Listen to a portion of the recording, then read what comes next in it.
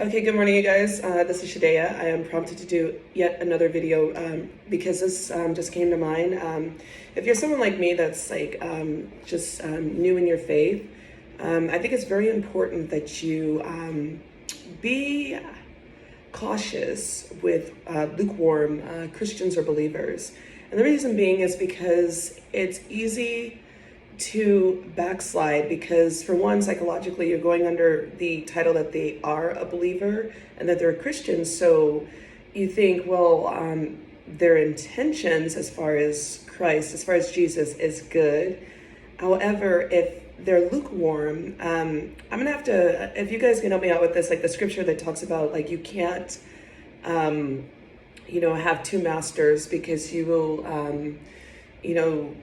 accept the other while resenting the other master. And so essentially that's kind of what that is. Well, it is what that is. Like, you got one foot in, one foot out. And so when you're a lukewarm Christian, you aren't loyal. You aren't really trying, or, maybe you're not aware. I can't really say because I don't really want to judge. But I've also noticed these particular things, and this actually goes in general, but when you are dealing particularly with, because there are some narcissists, like the enemy likes to present themselves as an angel of light. And by the way, I'm at work, but I'm always here because there's always time for God. Like, I'm always talking to God when I'm at work, and just everywhere. I've incorporated, and I'm incorporating it into my life. Incorporating God into my life. But look for seeking validation. Narcissists are dismissive, either passively or aggressively.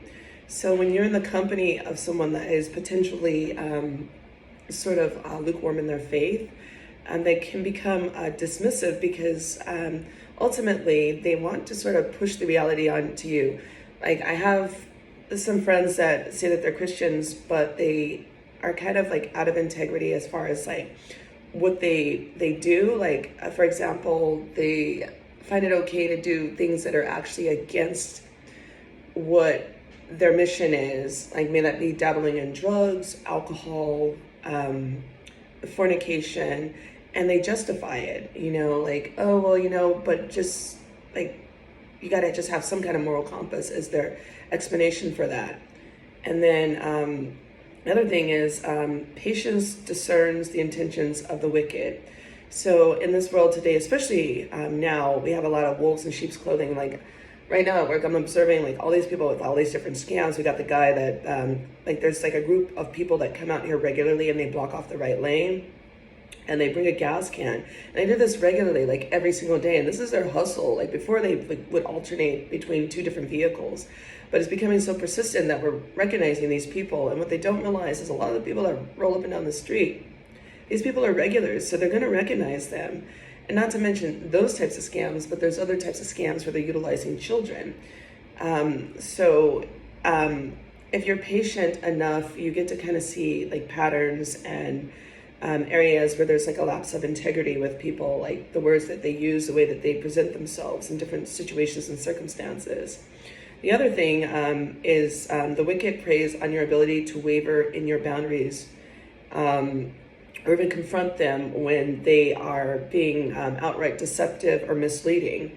So when you're dealing with lukewarm Christians, they still want to hold on to worldly things. They want to hold on to the music, the materialistic aspects, and you notice that they treat, like, for example, somebody that's kind of like, down on their luck, they have like some issues with like their health or whatever, like they'll disregard these people and kind of condemn them because they are basically saying that they're not worthy, like they're a burden. And that's unfortunate because, we must be compassionate to everybody, regardless of whether or not they can do anything for us. Observe how they act with different people. Are they shapeshifters? And I've observed this a lot, especially with not only just lukewarm Christians, but highly narcissistic individuals in general. They have a tendency to shapeshift. Like, they're one way around a different individual. They take on their sometimes personality traits. Like, they're like chameleons. Like, I've noticed, like, with a lot of narcissistic individuals, they borrow like energies and personifications from different people. Like I've seen people copy the way that I dress or the way that someone else speaks or like slang or attitudes and ideologies, but then it's not consistent with them. So they'll be like, oh yeah, I don't do A, B, and C.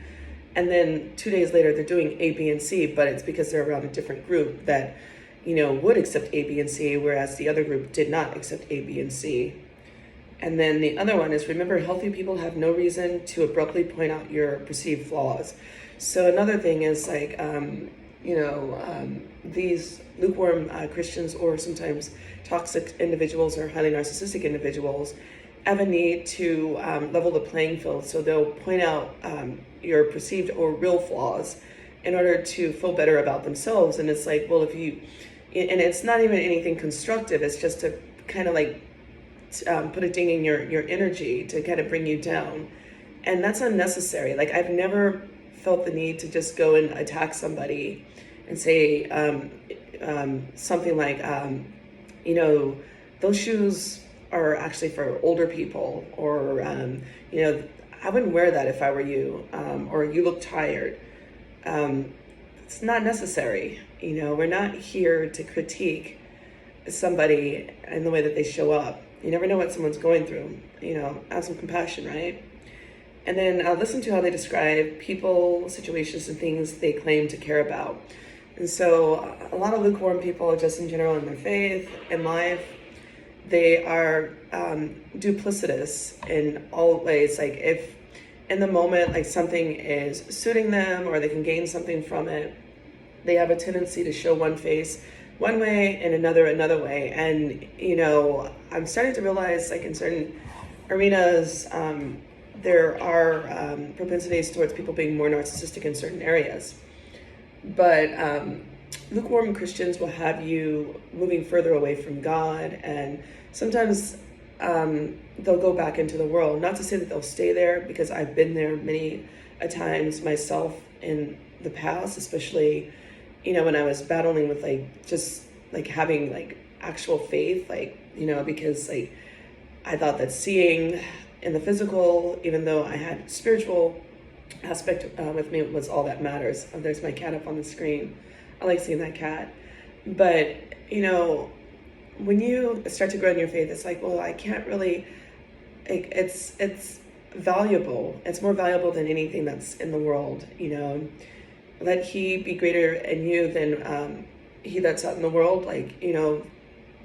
Every day, I'm still learning all the scriptures and all that. I just started really reading my Bible. I've always carried a Bible with me, always had a Bible with me. Now I have 4 different copies, from the King James Version, I have the audio, to the NIV, to, there's another one that I have. But I wish you all well.